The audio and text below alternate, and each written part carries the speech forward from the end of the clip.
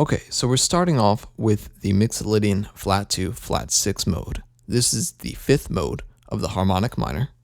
And in this case, we're going to be in the key of C for all these examples. So we're using the C harmonic minor.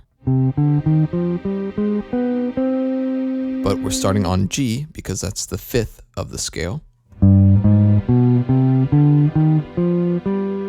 And this first lick comes from that scale.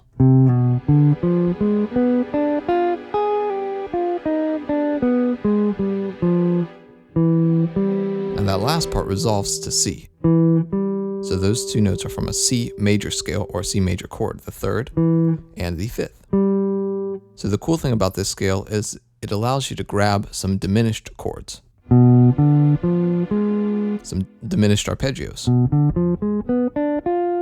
So you can grab some really big diminished arpeggios. I'm starting from the 3rd of G, which is a B note, but you could have also started from the A flat, which is that flat 2, and you could have done a diminished arpeggio from there. So, and then I just go down the scale, back down the diminished arpeggio, down the scale, and resolve. You'll notice that I use a lot of resolutions where I resolve to the 3 because it works really nicely from the 4 of the C scale to the 3. Okay, so our second example, we're going to be using the melodic minor scale. Now this one is the altered scale if you start on the 7th degree, so it's another mode. So in this case, for G7, you want to use the A flat melodic minor scale. Okay, so the melodic minor scale is a minor scale with a raised 6th and a raised 7th degree.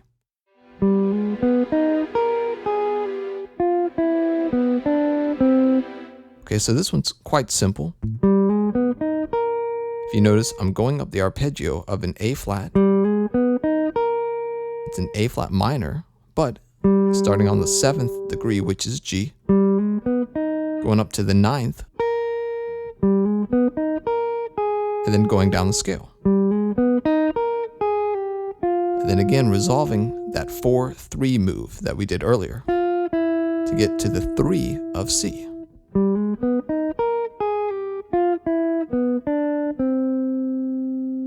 Okay, so our next example, we're going to be using the whole tone scale.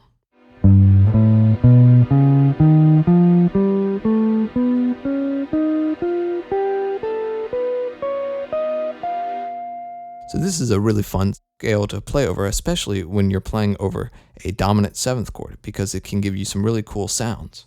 Right there, that's an augmented chord. It's got the sharpened 5th. Then we have the 7th, the flat 7th. We just do that again. Then at the end, I play some of the whole tone scale. And then resolve. Now this time I resolve a little bit differently. I resolve to the 9 of C, which is a D.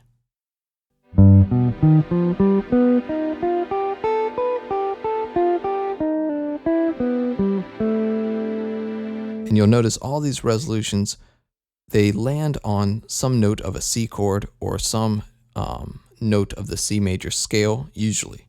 Okay, so that's where all of these chords are resolving from. So we're only playing these exotic scales over the G7.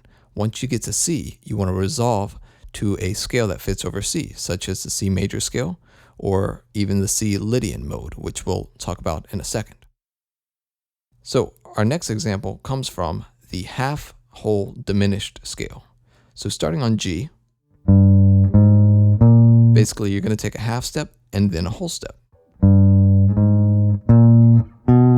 And then you're going to keep on going with that pattern.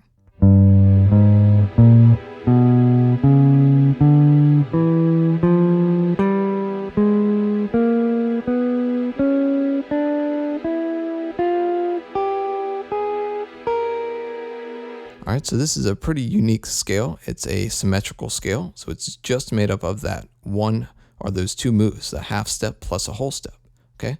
So the lick we get from this, really interesting, we can grab this E major chord, which is pretty unique to play over this G chord. But then look, we grab that same kind of diminished arpeggio that we were grabbing before in some of the earlier examples. And then we resolve to C.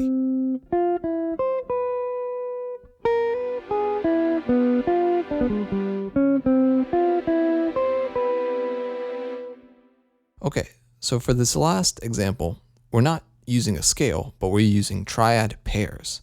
Now this can come from some of the other scales, but I chose to go over it as a separate concept because you can do a lot with this and you can choose different types of triads. So in this case, we're going to be using a D flat major triad plus an E flat major triad. So these two together work really well over a G7. So how you can remember this is if you just go up a tritone from where your 7th chord is, so a tritone up from G, you're going to land on D flat, you play that as a major triad, and you play a whole step up from that. Okay, so that's the first part of this.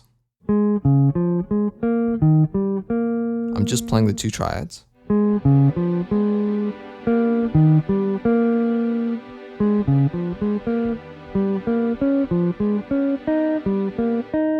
And then to resolve, we get to C. We have two more triads.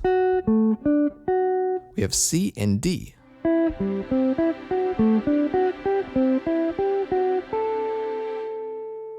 So the concept here is we have two triads over the G chord and then two different triads over the C chord. So over the G chord, we start a tritone above G, which is D flat and E flat. And then whenever we get to C, we actually just go down a half step and play C to D. So that's what you play over the G7. Then whenever you get to C, you play over those triads. And of course, we're going through the different inversions of those triads to get more melodic lines. But you can also play, there's many different options for this. You can play a bunch of different triads. They don't have to be these specific ones. You can experiment, find some other ones that work over the G7 chord or whatever 7th chord you're playing. And they don't always have to be major and they don't always have to be a whole step apart. You can experiment with major triads a half step apart, minor triads a whole step apart, all kinds of different variations. So that's why I chose to put this one in its own category, because I'm not really thinking about one of the scales, although this can come from some of the other scales that we were talking about.